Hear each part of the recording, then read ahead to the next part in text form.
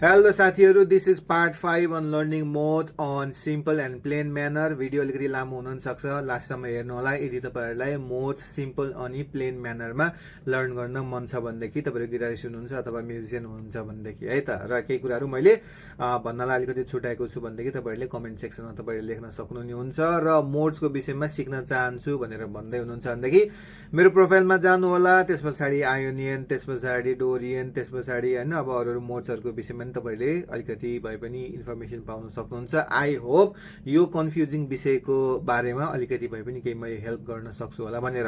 र आज पालो भएको छ मिक्सोलिडियन स्केलको र मोडको। र यदि मिक्सोलिडियन मोड तपाईँहरूलाई कसैले बजा भनेर चाहिँ भनेछ अथवा चाहिँ आफैले चाहिँ ट्राई गर्नु परेछ भनेदेखि अब for the sake of this video मैले डी मिक्सोलिडियन अब यसरी सोध्नु पर्यो। यदि तपाईँहरूलाई मोड्सको विषयमा केही ज्ञानै छैन भनेदेखि, यदि डी मिक्सोलिडियन मैले बजाउने हो भनेदेखि यो एकदम बच्चा म्यानरमा, यो एकदमै यो एलकेजी युकेजी नर्सरी म्यानरमा भन्दैछु मैले।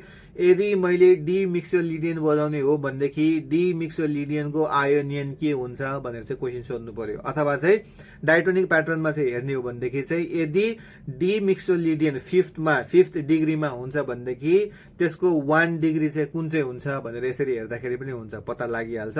अथवा यो कर्ड मेथड, अब यो तेस्रो मेथड भन्दैछु म। कर्ड मेथड प्रायः जस्तोहरूले बजाउने चाहिँ कसरी बजाउनुहुन्छ, जी बजाउनु भयो, त्यस पछाडि सी को कुनै पनि सस्पेन्डेड कि त तपाईँहरूले अब यसरी बजाउनु नै हुन्छ। अनि त्यसको लगतै तपाईँहरू यहाँ जानुहुन्छ, अर्कोमा जानुहुन्छ। यो चाहिँ हो 5th डिग्री है त। यो 1, यो 4 अनि त्यस पछाडि यो 5 होइन। अब मिक्सोलिडियन भन्ने बित्तिकै 5th डिग्रीमा पर्छ। 5th डिग्री भन्ने बित्तिकै मेजर हुन्छ। त्यही भएर जुन अब मिक्सोलिडियन मोड तपाईँले बजाउनुहुन्छ त्यो मेजर नै हुन्छ, तर यसको के छ भन्दाखेरि अलिकति स्लाइटली डिफ्रेन्ट प्याटर्नमा है त।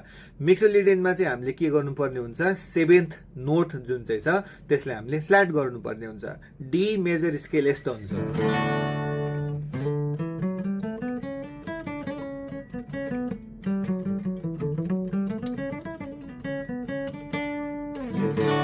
यो चाहिँ डी मेजर स्केल भयो होइन। अब जसको डायटोनिक प्रोग्रेसन जी, त्यस पछाडि ए, बी माइनर यस्तो हुँदै जान्छ, ई माइनर होइन, एफ सब माइनर, जी ए डी यस्तोवाला चाहिँ हुँदै जान्छ है त डायटोनिक प्रोग्रेसन। तर यो डी मिक्सोलिडियन छ भनेदेखि यसको कर्ड प्रोग्रेसन चाहिँ अब कसरी हुँदै जान्छ, रिभर्समा आउनु होला। सी, जी, डी। अब यहाँ के गरेको भन्दाखेरि नि टोनिक चाहिँ खास गरी हुनुपर्ने चाहिँ जी हो होइन। अब की चाहिँ खास गरी यसको जी हो होइन, सङ जुन चाहिँ बगिरहेको हुन्छ। तर स्टार्टिङ चाहिँ कहाँबाट हुन्छ, डीबाट हुन्छ। 5th डिग्रीको मेजरबाट चाहिँ स्टार्ट हुन्छ। अब एउटा ब्यान्ड सुन्नु भएको छ होला होइन, बन्दुकहरू र गुलाबहरू भन्ने ब्यान्ड सुन्नु भएको चाहिँ छैन होइन। त्यसको अब पपुलर गीत नै छ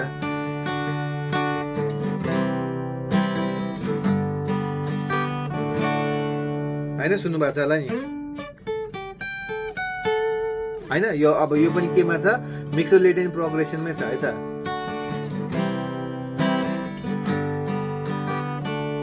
होइन। अब यो के गर्नु पर्यो त मिक्सोलिडियनमा भन्दाखेरि 7th नोटलाई फ्ल्याट गर्नु पर्यो हामीले यदि सोलो बजाउने हो भनेदेखि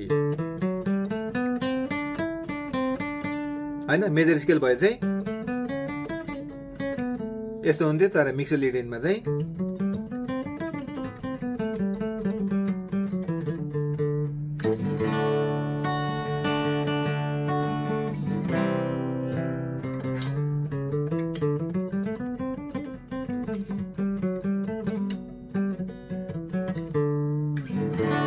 यस्तो वाला चाहिँ हुन्छ है त।